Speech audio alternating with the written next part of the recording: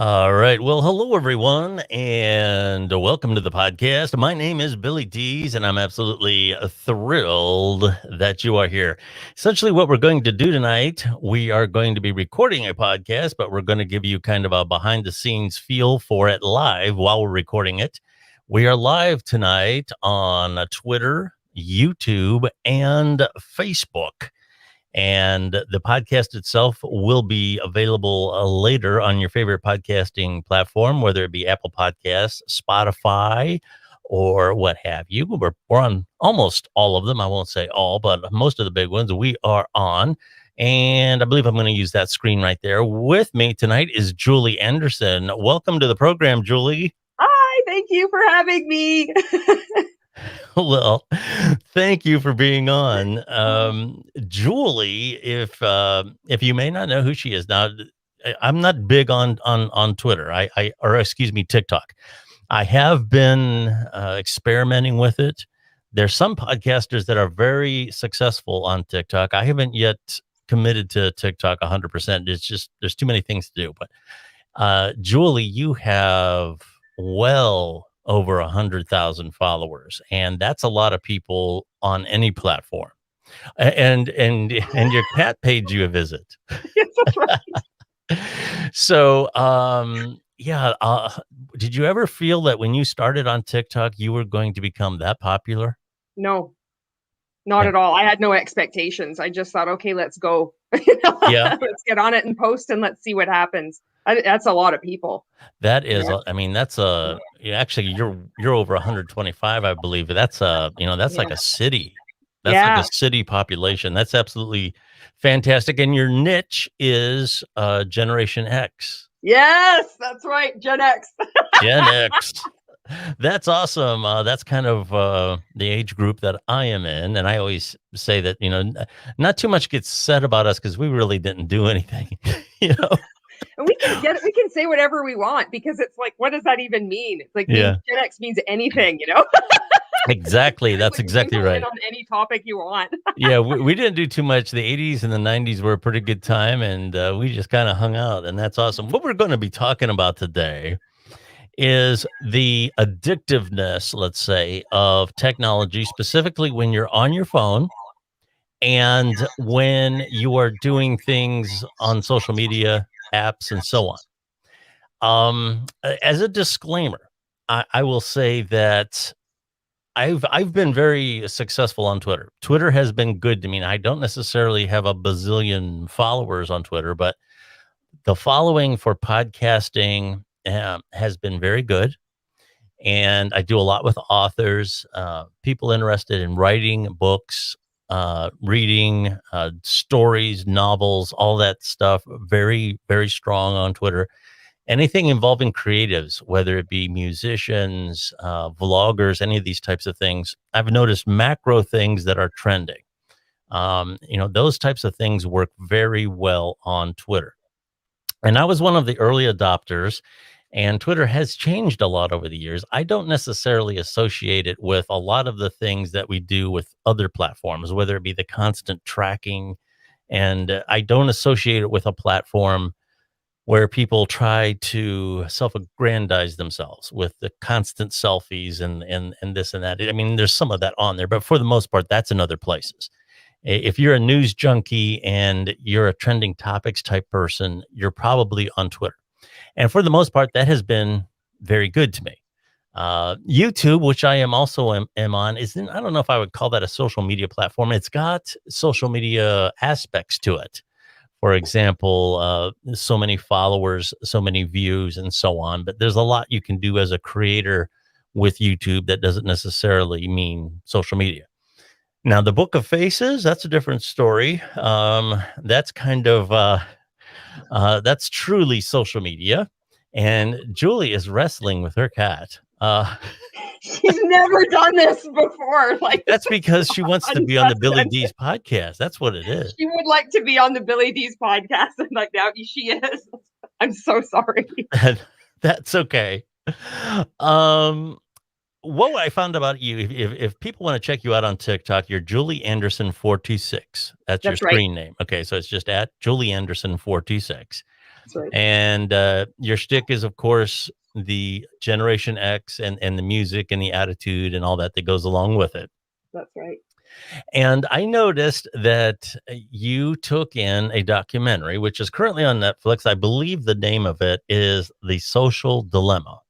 Yes. So when you were talking about it, I checked it out, and a lot of the things that were in there, I'm in marketing, so I kind of knew. Mhm. They did a good job of illustrating it. It's kind of like a docudrama. They have a documentary style interview, and then they go to kind of a dramatized situation that kind of plays out what the person was saying, and then they go back to another interview, and then they go back to a situation that dramatizes that. That's kind of how the movie goes. This movie shook you, and I remember catching one of your videos, and you were actually, I don't want, maybe upset is the wrong word, but when you were talking about it, it was like you were shaken by it a little bit. You Mm. were, this was something that came across to you as a realization. Mhm. What about that movie and what it said about social media? What impacted you so much? It made me confront like how I was in denial about how addicted I was to it, because Hmm. I was very quick to downplay and minimize any allegation or somebody be like, "Oh, you got to put your phone down," because I'd immediately counter with how beneficial it was. And I'd always be like offsetting any kind of dialogue with like the benefits of social media because Yes. there's so many of them. But watching that, I'm like, "Oh no, I've got a problem." And then to see how I was being manipulated by it, Yes. like I couldn't watch that and then deny like Right. this is exactly what's been happening to me. I'd just get into this loop and I would just be on it. And I'd go from one social media platform to the other social media platform to the other, and then go right back and start all over again, just being fed all these notifications. And it made Yes. sense where I'd started to see where somebody random that I'm like, why would I be getting this notification about this random person? It's like, that's why, Yes. because it's just designed to stay like to get us to stay on it as long as possible. That's it. That's correct. And like I said, part of this I knew about. I, as a general rule, and they say this in the documentary, but this saying has been around a long time. If you are using a product and you are not paying to use that product, Mm. you are the product. Yeah. And I can deal with that if I'm using a particular app, a particular social media app, and it's a given when you sign up. If you read the fine print, it tracks your behavior, it knows your tendencies, and I'm okay with that when I'm on the app. I will accept that as part of the rules of the game when I'm on the app. What I don't like is once I'm off the app, okay, they don't need to know that I'm checking my bank account. Hmm. They don't need to know all these other things. That's where it upsets me. And I think that documentary, and correct me if I'm wrong, did you realize is that as much of that goes on, that a lot more apps are engaging in that than what you hear about in the news? That's almost like a standard procedure. Yeah, I was totally blown away. I didn't know. I didn't know. I honestly didn't know. And I think it was because you just get pieces. I would just get pieces of information and I'd Yeah. be so quick just to discount it because I didn't want to confront that I am actually addicted to looking at social media and I just didn't want to go there. And then watching that, it was like, oh my gosh, I had no idea about the scope of that. Yeah. And to put this in perspective, as someone who's been involved in, let's say, traditional media in years past, there was a certain amount of that in the past as well. For example, that's why formatting a radio station, you know the format, the age group that listens to it, if they're blue collar versus white collar. So all the advertisements and everything are designed to appeal to that audience. So, I mean, that's part of what I would call that's part of the fair game of enjoying music on the radio that's free. You're going to be accessed by potential advertisers. But here again, with the social dilemma and what they illustrated with this is taking it a step further. This is like after you turn off the radio is still tracking what you're Mm. doing. And that's the part that really how the artificial intelligence is designed to know your tendencies, whether it be the activities of your ex or any of these types of things that are going to attract your attention. And it's really designed to pull you in to your things you're vulnerable about, I guess. Is that something that you didn't realize that there was actually that much thought, that I had much no idea. design? I Yeah. didn't, it's like anticipating what your next is move is going to be. Like I'd heard stuff like that before where it's like, oh, it's AI, it's so intelligent, they're gonna get you. But Mhm. I'm just like, like what's the big deal? But man, like that's when I'm like on the phone all the time, and that's like the first thing I'm like just itching. I just have to check it. Yes. And then I'm like seeing myself portrayed, in this character. And Yeah. then I'm like, oh, I cannot deny that this is such a problem. I don't know. I don't like that. I don't like Yes. that I was under the illusion of having control when I've been played. I've been Yes. played the whole time. Yes. The notifications, that's one thing I would advise most people to do is to turn off their notifications. Otherwise, your phone's pinging all the time.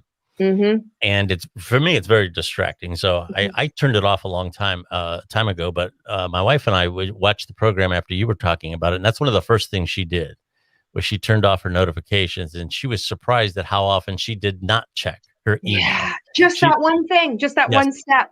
yes. Wow. I'm going to get in because you took it a step further and put your phone down. I want to talk about that in just a moment. But regarding the notifications, Mm-hmm.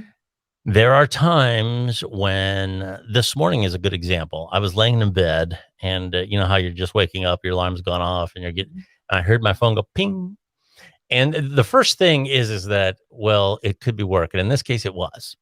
We had a situation going on at work, but that's not often the case. It's usually something ridiculous, and I can't fight the temptation to Mm-hmm. check it right then. Now this, Mm-hmm. in defense of myself, this morning was about the time that I was due to get involved with work, so it's highly possible that there could be something going on there. But on another day, when I know it's not work, I still cannot um, resist checking the thing, the what the ping is.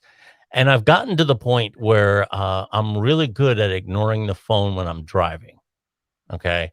And it's such a temptation to hear that ping and say, well, when the light's red, it'll just take me a moment to. Mm-hmm. That temptation is always there, but I tell myself not to because it doesn't stop there. The next thing you know, the light turns green. You're still reading the last couple words, and Mm-hmm. and you're doing something that you shouldn't be doing.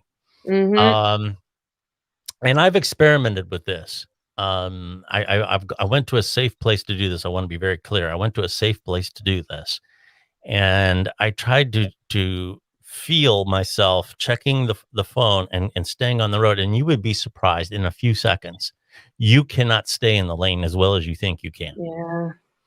That's Um, cool that you did that. That's yeah, really cool. yeah, I did it just to experiment with it because it's so easy to say, well, I could handle it if I just kind of watch, like you. I look at the speedometer, I can still see the road, so I could probably Mm-hmm. look at the phone, and it's not the same. Mm-hmm. It's not the same, and I trained myself, not to ever look at the phone. I always tell myself, I don't care what it is. I don't care if it's a death in the family. Mm-hmm. It's not worth me getting into an accident on top of whatever that news is. It can wait till I pull over if I'm that concerned about it. Have you had those temptations? Yes, and this is the thing that's so weird is that like what I've realized, what I've felt, and I don't know like scientifically if this is proven or whatever, but it's almost like by always being on social media, it's like you're conditioned to think like that. So it carries on in your life. So it doesn't even matter how reasonable and logical and how like you can kill somebody if you don't like stop checking your phone. It's like Yeah, it doesn't matter because like that habit of like always checking, always checking. It's just one more notification. It's not that big a deal. I'm used to multitasking. It's like you're fighting against the matrix. yeah, Like it yeah, takes an extraordinary amount of willpower and self-awareness to disengage yes, without just turning off the phone. yeah. Now, you may have done this more than once. I don't know. I know there's at least one time that I'm aware of in following you on TikTok that you put the phone down for 24 hours. Yes. Okay. And And is how that brutal is that where it's like this is like this triumph? Like it's yes, embarrassing. Like we grew up without phones and now it's like this big deal, you know? ex I get how ridiculous it sounds, you know? yes. Well, does that include like talking on the phone I or turned it right off. I was not talking on the phone, nothing. okay. I mind you, I did binge watch Netflix, so there's the there's the thing. You couldn't Wasn't stay away from suddenly I'm tech. amazing. Like I know I'm a work in progress, you know? Yeah. So you couldn't stay away from the technology entirely. Okay, but the phone Definitely itself. not. Definitely Um, not. what was it like during that time that was different? Were you more relaxed? Tell me a little bit about that 24 hours, the good and the bad. You had some anxiety, I would say, in the first couple hours. So this was interesting. So when because I decided I'm like, okay, you know, like tonight I'm turning off my phone and then I'm good. The first thing I noticed when I woke up is that I was way more relaxed because what I normally do is I feel like I have to check my email.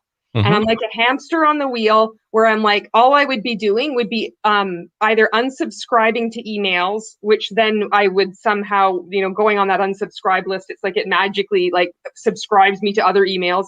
And I Yeah. would just be deleting emails. And I would do that every morning. And that was the first thing that I noticed when I woke up. I'm like, I don't have to do that this morning. Yes. So I learned that. Then I went on, and what I did is I did unsubscribe when I went back on, like, you know, the next day. And then I actually just hit a whole bunch to spam because that seems to like put them to rest, you know, Yeah. Sure. all these. So that was the first thing I noticed. I did go for a walk. And then this was the other weird thing. So as I'm walking, I was catching myself being aware of like, oh, well, what am I going to do later? What am I going to eat? You know, am I going to do the laundry? Am I going to do this? And I was not able to just be in the moment walking, Yeah. to actually just walk. And I'm like, whoa. I was really surprised I was getting all these like these revelations Yeah. just in that first 24 hours. Hmm. I was more present Yes. just by default, just by turning that thing off, you know? Yeah. Yeah, I've heard this discussed. The art of doing nothing is something that we have lost. We have to Oh be yeah. occupied. We have to be I noticed that, visiting over the holidays, and, there were some people that I hadn't seen in a while, and I wanna talk with them, and some of the younger folks, "Well, we have to have all these activities. We have to have this and that going." N no, I haven't seen these people in a year. I just wanna relax, and I don't need to be hunting Easter eggs or whatever it is that they had planned on some scavenger hunt just to, enjoy someone's company. Yeah. And I kind of believe a lot of that has to come from the fact that, it's always the next click, it's always the next view, it's always the next follower. You can't be Yes. happy or communicate with the person that you're with now. Yes. Yeah, absolutely. And Okay. I noticed too, like this is like the first time I turned off my phone, but I've done it again, and I've done it for like 2 days in Oh, a you row, have. like Okay. 48 hours, and Wow. it's weird. Like I am sleeping better. But I Really? mean, I would catch myself as soon as I get back on. It's like all of a sudden, it's like in the morning, and all of a sudden, it's like 9 p.m. I'm like Mm, talking to myself, Julie, put your finger away from the Facebook app. I'm like, I yeah. no control, man. Yeah. They mentioned during the documentary that the like button originally was something that was meant to be positive. It was like for a way for somebody to say, "Hey, I like what you did," or whatever. But it turned into something else. It turned into validation for a lot of Mhm. people, a false validation where everything they did had to get so many likes. Yes. They had to get more likes than somebody else. Yeah. And, as someone who kind of you went ballistic on TikTok, Mhm. the rise in followers, the Mhm. rise in all of that, it had to feel good. You produce good Mhm. content, you're not negative, you don't put people down, your account is wonderful. Mhm. But by the same token, was there a negative edge to that? Was it feeding something, in you that maybe you didn't realize you had before? Oh, absolutely. Okay. Oh, because when I first started to get like a lot of growth, my phone was on. This was before the social dilemma, and it was vibrating all the time, like zzz, zzz, zzz, zzz. And so I'm Yeah. like getting now I know it's like I'm getting that dopamine hit every time. And then so for there's good and there's bad. There's all Yeah. mixed up. So for me, I know I was like confronting a lot of feelings because I was getting a lot of positive feedback, a lot of positive comments, stuff like that. Lots of people duetting my content, sharing my content. And then I was like feeling suffocated, like, oh, this is too good. This is too much good. I'm not worthy of this. Like, this is awful. And it was like, I'd feel suffocated. I'd start crying. I had to put my phone down. Like, I can't handle it. So I had to like, there was stuff coming out that like feelings of unworthiness, which is the weirdest thing. But I've Yeah. since learned that other people feel this too. But then there's also like the negative comments that come rolling in, because TikTok is a whole other ball game. It is Yeah. nothing like Facebook or Instagram. It's like the world like will just like come on and start commenting, and Yeah. really weird because I'm like, a regular person, and I would always think it's like, oh, like a celebrity is talking about how somebody is leaving a bad comment, then you're like, well, just ignore it. Like, what's the big deal, right? Right. It's like, it is one thing to say that, and it's another thing. Like when I've had like there recently, it was about like a month and a half ago now, I was spending 2 hours just deleting hate and negative comments on TikTok in the Wow. morning before I started. And then I'm like, do I do this? Like, do I just let it stand? Like, do I put in the effort to remove it so then it's like a safe community for people to talk? Or like, how do you go about this? So Yeah. there's a lot. There is the edge, there's the bad, there's the good, it's weird. Yeah. The other thing I guess I would want to ask Mhm. is I've noticed that this is nothing's 100%, but I've noticed with some of the young people, I've been on TikTok long enough to notice these people rise and they just shoot up, whether they come up with some sort of a dance or some sort of a sexy outfit or whatever that gets attention.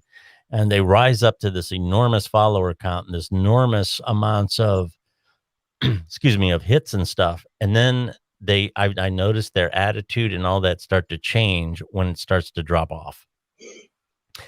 And that's the one thing that I would be curious about in studying the psychology of this, because if you're not used to being massively popular, what's it like when it starts to steep the other way? When Yes, whatever it's it is, mindset. It's personal yes, growth and development and mindset. mm, It's those skills. So it's good because you can like if you're around people, or you have the awareness to that you need to do the work as you're growing. That's why it's scary if you get like a lot of people are like, "Oh, I want all these followers." It's like, "No, you don't, because if you don't have the skills now, you're not going to magically yeah, get them when you have a lot and you don't know like there's it's so different when you have like 500 followers as opposed to 1,000 followers, as opposed to 10,000 followers, as opposed to 50,000 followers. I've made so many mistakes where I would always, when I first came in, I'm thinking, you're talking about the like button and how it was good. I'd be loving everybody's comment. You yeah, can only hit the heart button on TikTok. What I didn't understand is that there's some people who they become either like your fans, right? Like just like me, I like certain people. I'm like, oh, their content is amazing. Like I love it. I comment on it all the time, sure, right? But because of the pandemic, people are isolated and they kind of like fixate on you. And this happens with like men, women, doesn't matter who you are. And if you like every time you love that comment, they get a notification. They're getting a dopamine hit. yes, You know, Bill loves your comment. Bill loves your comment. Bill loves your comment. It's like, oh, Bill loves me. And yeah, then that's how it translates. And so then there's this whole other, then people are sending you private messages. And if you yeah, have no boundaries, so this is the thing too. A lot of people are like, oh, I'm just on here. I have to be polite and I have to be responding to messages. And it's like, it gets weird. It gets so weird so oh fast. yeah, yeah, And we need to talk about it. And yeah. then Well, there's the whole addictive part of it. Like, yes. There, I hear people talk about social media creating this segment of society that isn't wrapped too tight. And the fact of the matter is, from my perspective, I can tell you it's always been there. I believe that social media has made it more noticeable. Before social media got really big, I used to blog a lot, and I used to do a lot of other things associated with media. And as part of that, I would go into the comment sections of major news sites, whether it be ABC News, CBS News, CNN, whatever. And if you read through the comment section during those times, those comments are the same comments oh, that are on social media now. Those is people that just have right? those people, those I'll say nutcases, and forgive Yeah. me. I know that's a horrible term, Yeah. but they have moved away from the comment sections on major sites, and they are now essentially creating the same content on their social media platforms, and the way they bicker with each other, fight with each other, create these false realities. They're exactly the same comments that I noticed 10 years ago in the comment sections. And Wow. as far as the sinister side of things, I know that you were talking about you've had some, I believe, men say some very horrible things to you, and things Yeah. like that. Yes. You know, here again, I was in the '90s, somewhat of I say a half-ass celebrity in this area, a local DJ. Was associated with a lot of popular bands and things like that. And I used to do these personal appearances, and during the band breaks, I would do these little contests and things. And when the band would come back on, I would stand off to the side of the stage. And people come up to you and they'll say anything, because the fact that you're known, for some reason, it gives them a license to say anything to you. And there are no boundaries. They'll approach you at when you're eating, they'll approach you in the bathroom, they'll approach you anywhere. There is no boundaries whatsoever. And I had a couple of scary experiences with men. I had this one guy. I actually had to, motion the bouncer over. This guy was giving me a hard time because I wouldn't agree to go out to breakfast with him after the band was done playing. Jeez. Yeah, and forgive me for saying this, but this is what he said. I said, "Look, I'm sorry. I'm very busy. I and I have to say the word to make you understand what this was about." I said, "I'm sorry. I'm busy. I can't go to breakfast with you." And his attitude changed like that, and he stood right in my face and he said, "If I had a pussy, I bet you'd go." Yeah. And I knew right then that that was somebody who they're unbalanced, Yeah. he had Yeah. some sort of a fixation with me, Yeah.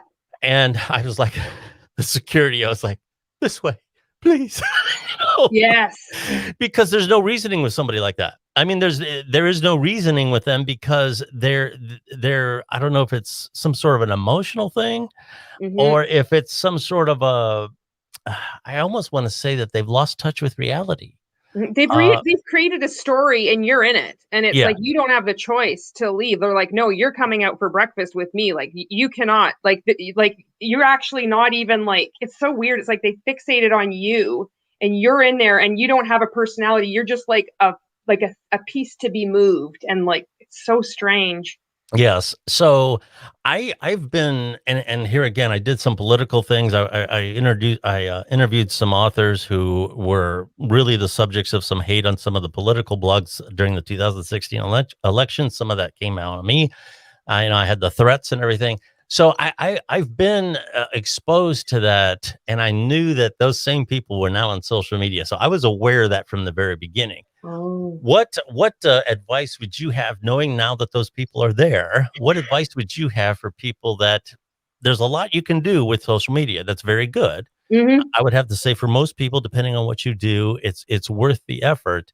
But what would be, knowing what you know now, some of the warning signs, some of the things that boundaries are getting crossed? Somebody might have an unrealistic notion of what you're all about. They've created a character in you that isn't real. No, I've What? got lots. This is so good. Okay, Because go I ahead. did not know that this happened. Like you have way Yeah. more information. I'm just like blindly stumbling in, like la la la, right? And yes. So I got lots of advice, especially for people who are similar to me, who are maybe people pleasers. And we never thought that we were people pleasers, but we would mask that by saying, just wanting to be agreeable, saying things like, I want everybody on the happy bus. Let's just like avoid confrontation, like thinking that we're strong, and we are in other aspects of our lives, but yet it's like you get on to social media land, and it's like if you're nice, and it's like you're being nice at scale, just Yeah. statistically there's going to be some weirdos that latch onto you. So for sure, some red flags and some behavior, like to help. There's this book I read. It helped me out so much. It's called Establishing Boundaries by Patrick King. And this was the Oh, first really? time, because the only thing I'd ever heard about was about people saying, oh, somebody's toxic and you can't do that. And that's not what a boundary is. What I learned what a boundary is the actions that we take when something happens. It's like it's our responsibility to take action.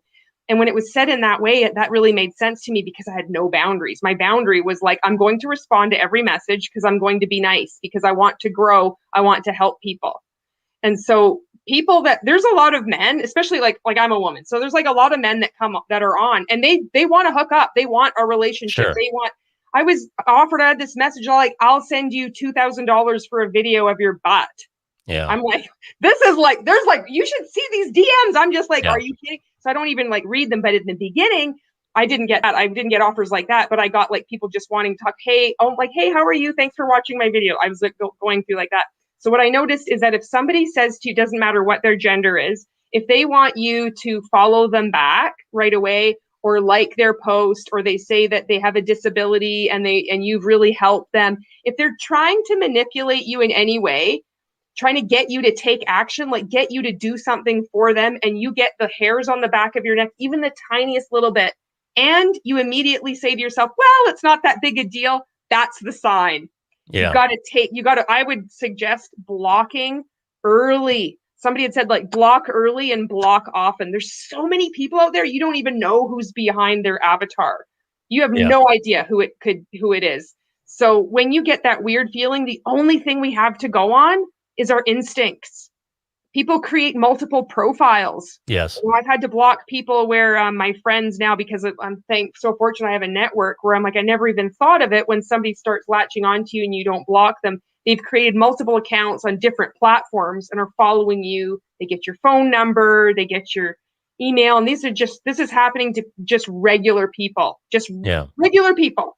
So yeah, the one big red flag is anybody that's trying to get you to do something right away in the first message. Whatever you allow, it's going to grow. It's like that seed is planted, it's going to get exponentially worse. And it can Yeah. feel super awkward to block, but that's the best advice. If I could go back in time and tell myself this, and to know that you're going to feel almost nauseated, you're going to feel like awful, that you're a terrible person because you're not used to just having to actually block someone. But like, keep in mind, if like, if you have to block someone and then they find you and they're angry, it's like you made the right decision, because nobody in their right mind is going to be upset. Like if Yeah. somebody were to block me, I'm like, that's no problem. Like I totally respect it. People Yeah. like angry about that. Yeah. There's something wrong. And, Yeah. and I would caution too that these types of stalking, these types of manipulation, and a lot of times scams can Yes. come from anybody. Okay, Yes. the Yes. idea they're young or old, male or female is That's safer. right. It can come from anybody. That's right. Um, Being a manly man, I guess I get a lot of very young, scantily clad women sending me messages. I'm looking for a serious relationship. I want to find true love and all that. And that there's something, There's there's something something, there. Yeah. there's something not right. Yeah. Yeah. Because That's right. So that's first of all, interesting to hear it from your perspective too, because I know, like, I've heard, I've like spoken with other like creators on TikTok, and yeah. like I'm like, well, what has been your experience? Because there's a lot of shame attached, because a Hmm. lot of people have like been nice and said things, and then they're like, oh no, like this person has totally misinterpreted this. I do not want a relationship. I Yeah. was just being nice because I didn't know, Yeah. I didn't want to block you. And so it's really challenging to speak about it because there's that shame, Yeah, attached to it. sure. And a lot of times what generally follows with that is some sort of an invitation to engage a link to her pictures or some other types of Mm, things. And that's where, here again, you can get yourself into a lot of trouble. And those dangers are there. They are very real. And I don't want to sound paranoid, but make people earn your trust. mm, And one of the things that you can do to earn someone's trust is they like you said, there's this avatar. You don't know if it's the real person or not. Generally, the nice thing about the internet is you can go other places to find out if this person is real. In my case, Billy D's, if you do a Google search, you're going to come up with all kinds of stuff. My website, places I worked, mhm. LinkedIn, websites, all kinds of stuff. That's generally a good sign. Yeah. If And it's like, if you have to do that, it's like, that's a sign that you should not be like, if you're already like at the very outset of any kind of like, even it's just Yes, somebody random person on the internet. Like we don't even have times for our families and our friends right now. We're so yeah, busy being addicted, and yet we put so much time into some like stranger. Are we worried about them? Not you. I'm saying me sure, as I understand. people Sure, similar to me, right? But yeah. yeah, make people earn your trust, and there's nothing wrong with that. And if they're a real person, they're not going to have a problem doing that. But like when you have a screen name that's totally unique and this person exists nowhere else, it's not a good sign. Now, with all that being said, those are some negative things. Those are some scary things. Yes. But yet we both are on social media. Yes. I do attack the media that I do, because I do the podcast and I also at my quote unquote day job I do marketing, and social media marketing now is just as important as radio and TV. And that's just the reality that we're in. So we do have to engage it. Some of us professionally. Sometimes it's just for enjoyment or to get different perspective on news. There's a lot to be said positive. So not to be too discouraging about some of the dangers that are out there. Talking about getting addicted to the phone, I would have to say one of the things we all have to take some personal responsibility and say that everything has to come in moderation. Okay. Yes. There's a time to get off the phone. There's a time to stop eating. There's a time to stop, doing whatever. So what would be what's your game plan now? Now that you've had some bad experiences, you've had some negative interactions. You've come across the documentary, which kind of spells out some of the artificial intelligence that's behind a lot of manipulation, but you also are very successful. Okay. And how do you balance that? What's your attitude moving forward? Well, I'm going to keep learning. I'm going to keep turning my phone off, and I'm sharing what I learned with the people around me, my network, through the content I create. I think that's really important because other people are feeling it too, and they're just like too afraid or ashamed to speak up. I attended this Zoom call. Somebody had done this training. It was like a free Zoom training, and it was like he had left social media, like he went right off. But Mhm. he has his email still, right? So he was talking about how his transition went, and he like thought about it for 3 years before he was like finally able to, and he was like posting every day, doing all these things. And it was funny because they had this survey, and I'm like, all these people are liars, because like I'm telling you, like the survey, they were like, how many hours a day or a week are you spending on social media? And like the average was like people were saying 5 to 10 hours a week. I'm Yeah. like, you're liars. You're 5 to 10 hours a day. You Yeah. can't tell me that you're like only 5 to 10 hours a week, like, right? Right. Right. So So go ahead. I didn't mean to interrupt you, but no, sorry. So I think like moving forward, I'm gonna keep learning, and I'm gonna keep turning off my phone. That's really helped me. What's really weird is that I was confronting fears of like, if I do this, if I do anything different, then everything will fall apart. And I yeah. know that that's just made up in my head because I can make up whatever I want. Yeah. I make up the rules. I can change the rules. So I'm gonna keep turning off the phone. And what's weird is it hasn't taken very long where it was like really hard, where I'm like, oh no, I have to do it. Took me months after watching that movie to just work up the courage to turn off my phone. Now I'm looking forward to it. And I'm Yeah. actually starting to meditate. Not the greatest at it, but you have to start somewhere. I Oh, usually sure. sit there with Sienna on my lap, my cup of coffee, and I'll put it down. I'm like, okay, I'm meditating. But Yeah. at least I look at that as a step forward. So I'm going to keep turning off my phone, getting back on. I'm like being more aware of like getting sucked in. I'm like the fingers going to Facebook. I'm trying Yes. to be like, I'd like to get on it just once a day. That would be my goal. That's not realistic. I keep tapping it and tapping it. Sure. I try to, now that I've been off it just like a little bit, I find I get really, really tired when I'm on it. So that's been easier because then I can just turn off my phone. But I have to turn off my phone. I can't have it on, even just Yeah. on airplane mode. I can't do it. I got to turn it off. Yeah. One of the things that I would say is Mhm. educate yourself. Starting something like the social dilemma is a good place to start. Yeah. I believe when you know the mechanisms that are at play, sometimes you can be more aware of what you're engaging in.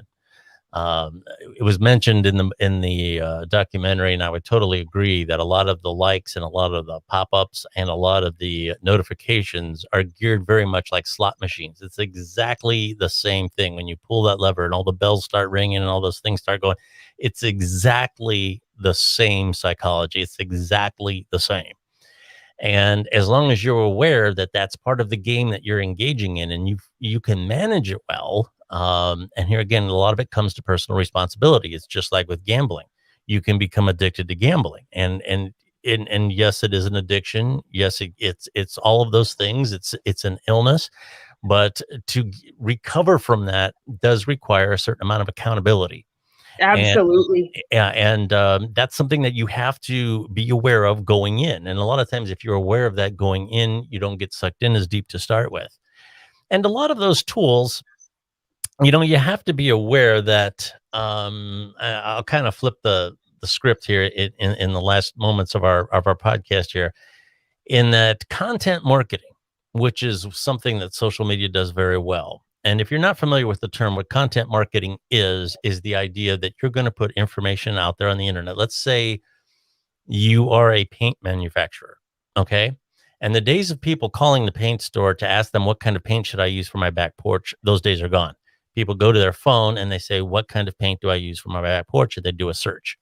So you want to make sure that the information that they find, okay, is going to lead them to you. That's what content marketing is. So you want to have a lot of content out there about here's our advice for using our special formulation for the back porch and all this other kind of thing. And that information is reliable, it is honest, and it is objective, but make no mistake, it is intended to take you to somewhere where you can find that product.